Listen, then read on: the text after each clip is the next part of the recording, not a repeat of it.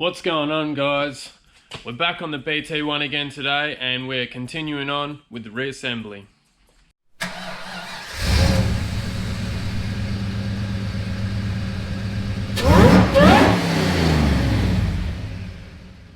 For those of you who are new to the channel, or perhaps maybe you missed out on some of our previous episodes, I'll just do a quick recap on the car, on where we're at, and then I can tell you my plans for moving forward on all the reassembly tasks on this thing. So let's go and take a look. We bolted all the turbocharger kit on, and yeah, we've done a whole heap of electrical stuff, made some high tension leads and stuff like that. A lot of the work that was done previous to this was all with the electronics, so I had my boy Jerome down, and he was helping me out. We've done a lot of electrical stuff. We got the fuse box under the dash, and there's still a little bit more work to go under here. In order to finish the rest of the electrical stuff, I really want to get a cooling system in this thing so we can run it for longer than, you know, a short duration of time, because there's literally no water or no radiator or anything. So that's probably going to be my first task, is getting the radiator ready to put in. I'm running a Davies Craig electronic water pump controller and fan controller, and it has its own sensor in addition to the coolant temp sensor on the EFI system. So I'll take you over to the bench, show you my PWR radiator and what my plan is with this sensor bung, and then we can just get cracking straight into it. So this is the radiator in question. Now I've modified it a little bit already. I've put this neck here with the 45-degree elbow. I cut the standard one that it came with off and put this one just to suit where the thermostat housing is on the Van Group A manifold. So I've had to do that already. I've also had to weld a little -6 male AN fitting on there for the coolant return from the turbocharger. So this is what is making me modify it even further. This is a Davies Craig water pump and fan controller. Now, a quick shout out, because I was actually super impressed. We're not sponsored by these guys or even the shop, but I got it from Outlaw Speed in South Australia. Now, I needed it in a hurry because my boy Jerome, the Auto Sparky, he was coming down and in short notice, and I hadn't got one yet. So I got this from Outlaw Speed, super quick and killer pricing, so I was really impressed with that. But this is what comes in the kit. It's basically a plastic fitting that you cut your radiator hoses with and tee it in, and then it's got your 1/8 NPT port right there. Quarter NPT port. Now that looks ugly as all buggery, and I'm not going to do that. So what I'm going to do is, I think I might put it under the neck here. I'm going to cut a bit of alley bar and drill and tap a hole in it, and then obviously drill through this neck, and I'm going to weld the sensor port right there so I can have the sensor in. I'll go over to the car and show you. Here's the sensor right here, and this is the wiring for it. There's a small plug there. Now, Davies Craig say you cannot cut this wire. It says about 3 times in the instructions not to cut the wire, so we had enough length. So the controller is, as you can see, where is that controller? That's the controller down there. It's a pretty nice piece, so it had enough length. It had enough length on the cable to run it basically along the front of the car, along here, and it will be poking through here under. I'll be able to bring the wiring under here, and then it can basically loop down, and the radiator's right here, and it will be able to plug right in under the top radiator neck there. So I think that's the first thing I'm going to take. I've got a list a mile high of all the stuff that we need to do, but I think that's the first thing I'm going to tackle, making that port, and just yeah, moving forward.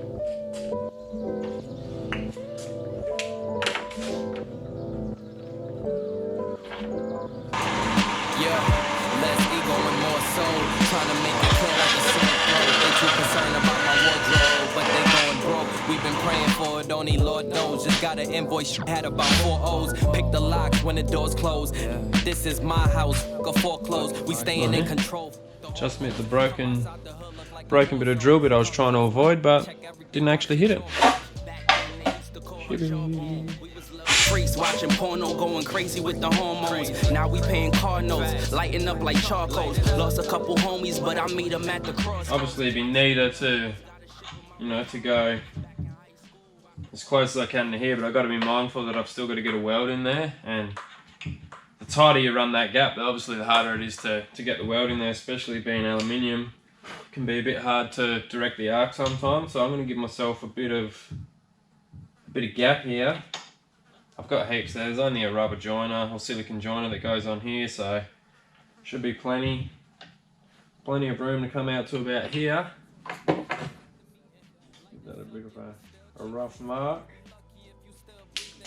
And what I'll do is I'll coat this out a little bit more as well, just to make it a tiny bit easier to weld. But you misreading. Yeah, we in the bunker, rolling up some skunk up, laying down tracks, you can hear the hunger. Every day is numbered and we ain't getting younger. So I apply pressure like a damn plunger. They ain't for the culture, they all vultures, they all vulgar. We need structure for these youngsters, they all pumped up, pushing dumpsters. See a cocked and rushed them, we need change, but we all flustered. It's been this way since they call us color. For about 10 summers, DJ Mustard, the revolution still loaded like it got a buffer. Now we gotta wear a mask to keep our face covered, and they shooting us with bullets that's rubber. We gotta be the keeper for our brother. How we supposed to come together? It's families that can't recover. Still in mourning while we gotta suffer. Just the beginning till we see another.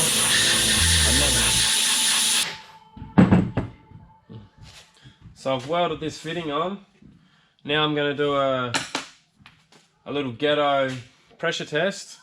Make sure that this weld that I've done previously isn't leaking, this one and also this one here. I'll just check those. The rest should have been factory tested. I'm not going to go crazy. Get the air gun, block these off. Quick little squirt with some soapy water, and then should be right to clean up and throw in the car.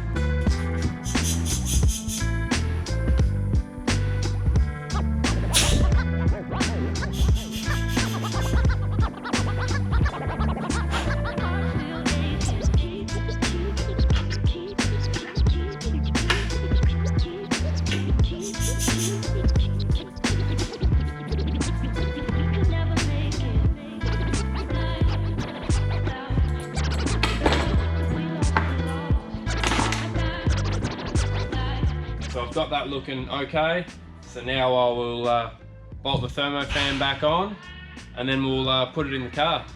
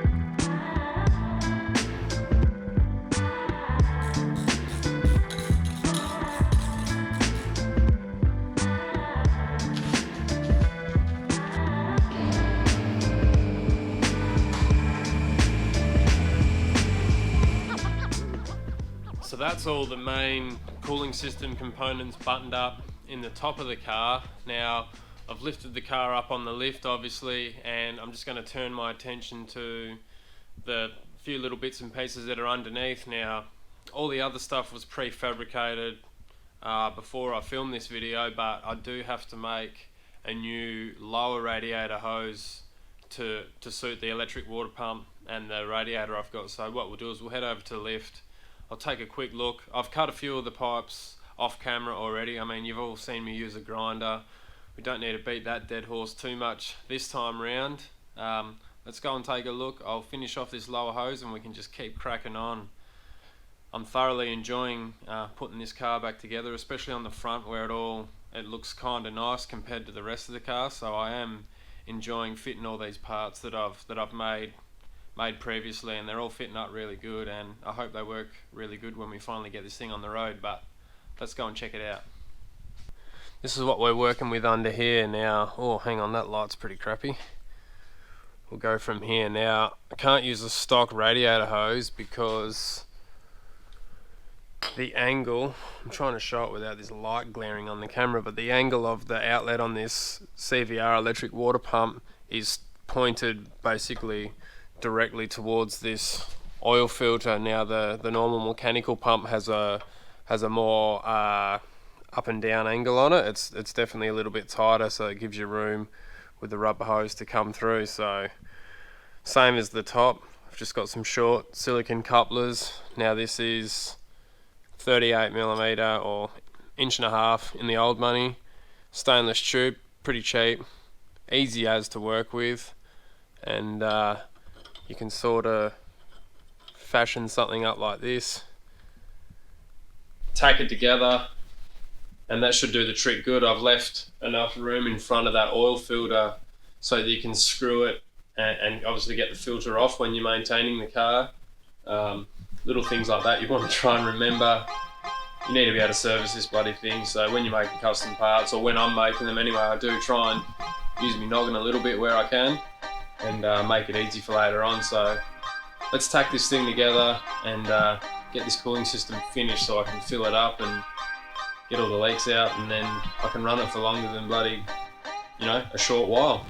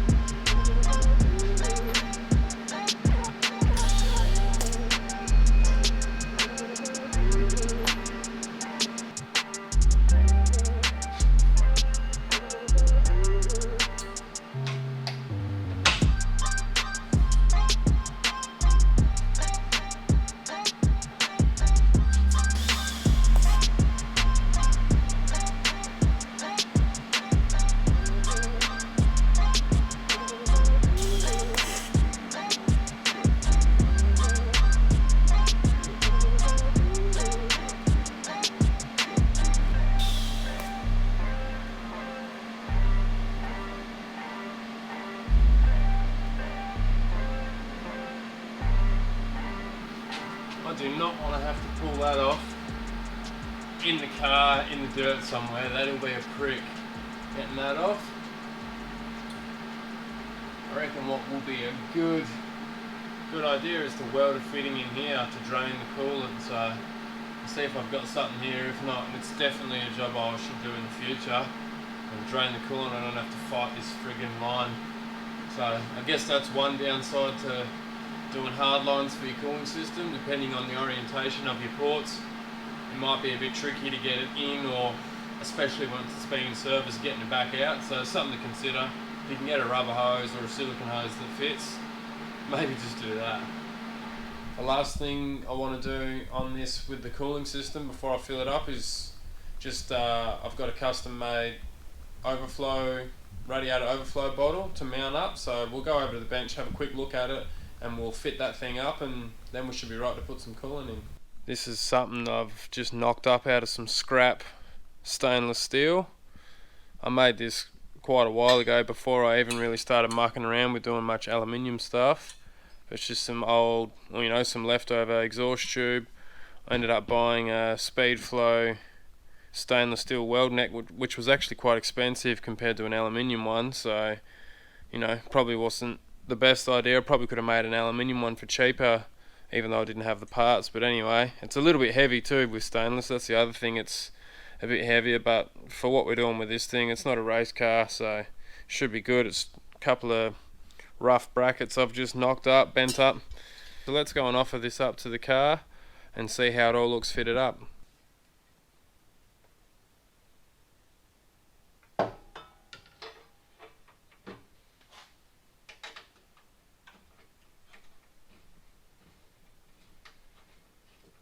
Now, I probably could have come up with a better mounting solution for this. This thing's it's a little bit awkward to fit, but I'm a bit of a lazy bugger, and sometimes I do things weird ways because they might be easy at the time, but this should work alright, I think. This is the other bit that might look a little bit different to what you'd normally see. As you can see, I've rooted around a bit, probably a bit more than what I needed to, but I really don't like floppy, you know, small like vac hoses or silicone hoses and stuff just flopping around, you know. They look messy. So like here, and also if you can notice through here, the oil feed line's the same. I've done it, it's a little bit more effort, but aesthetically it looks pretty good. So this is the overflow tube for the overflow.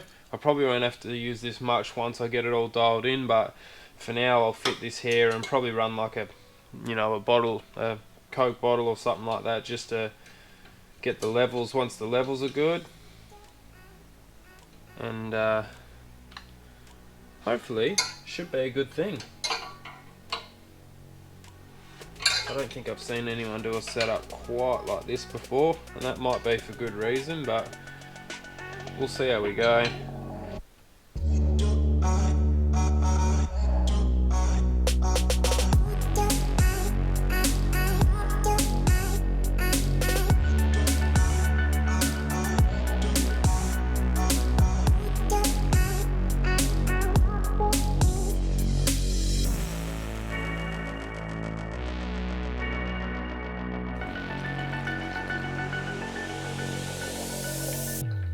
Well, I found my first leak coming out of this thermostat housing, so that's annoying.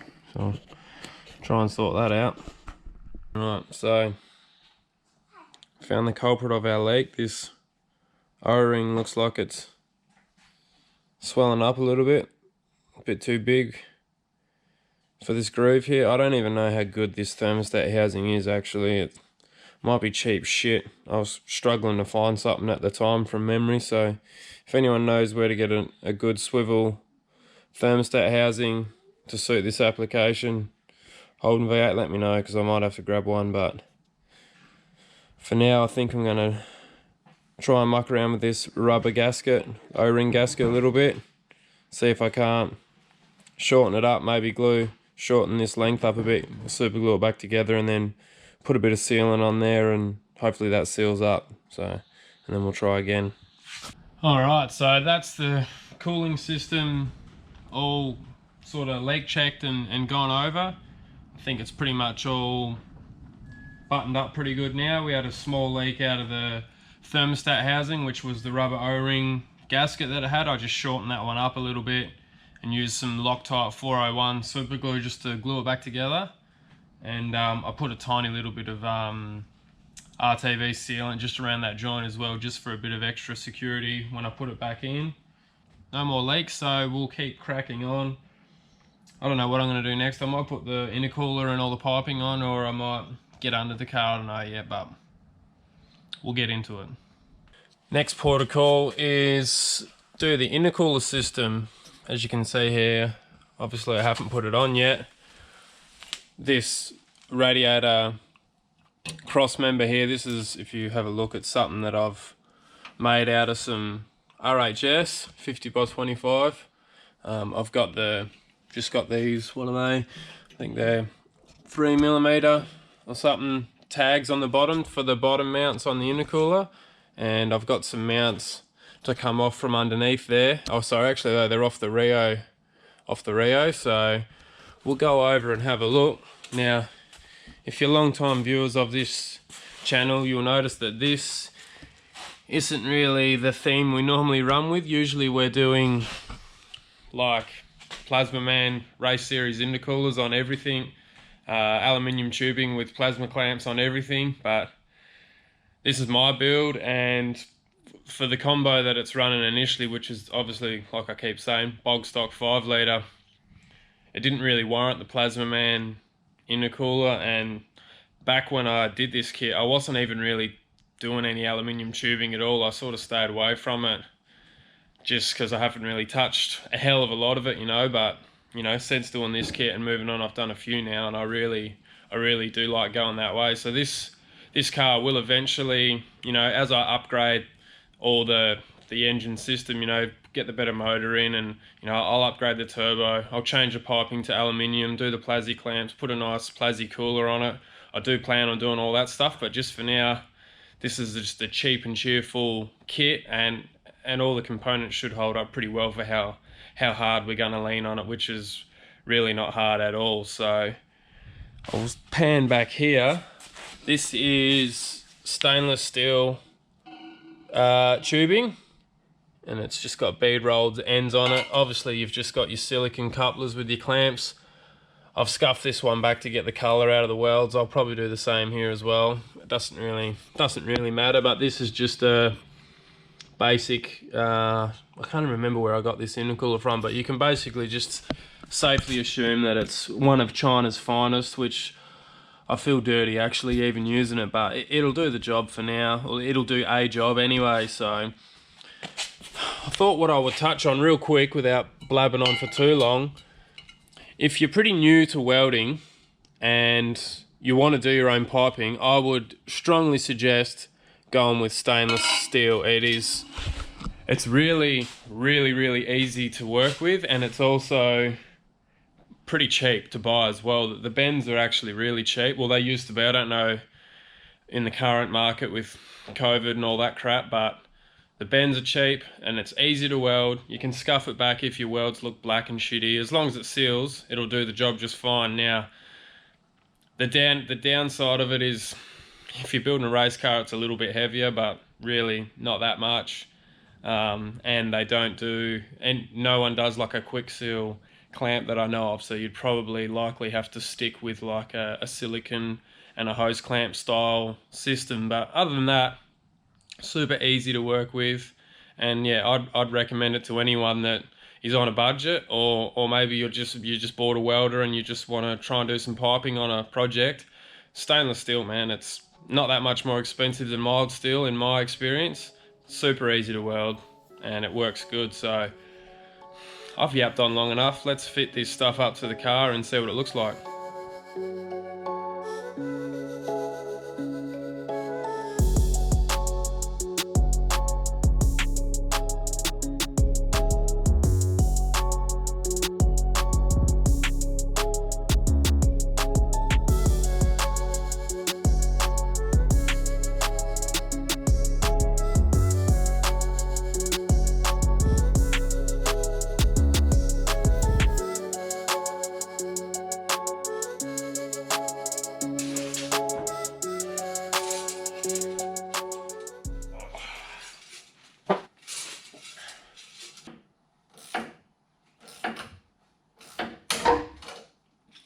Oh, stripped him.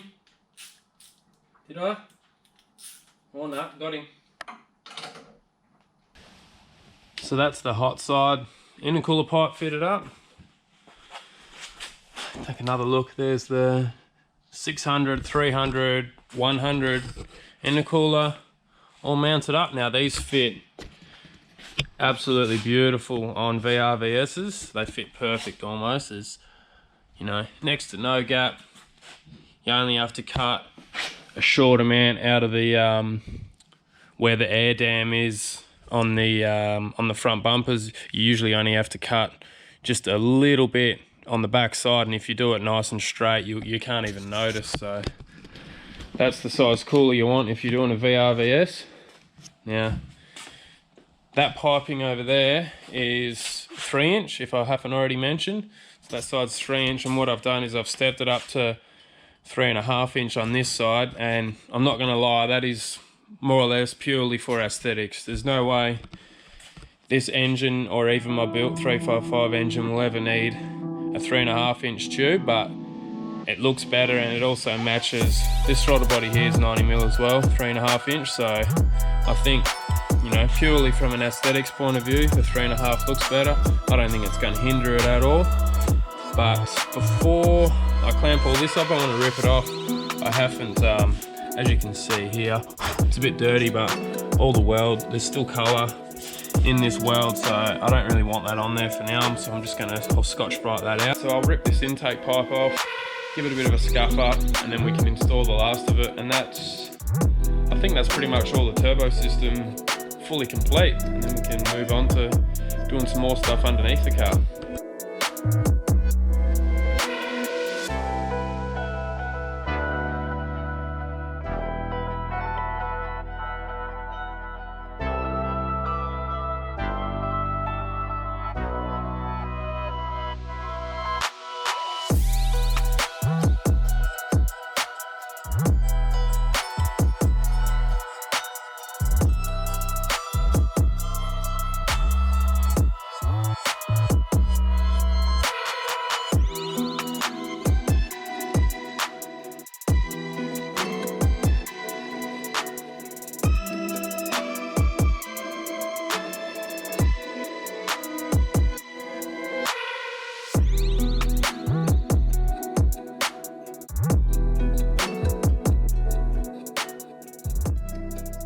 So there you have it, guys. That's going to conclude today's video.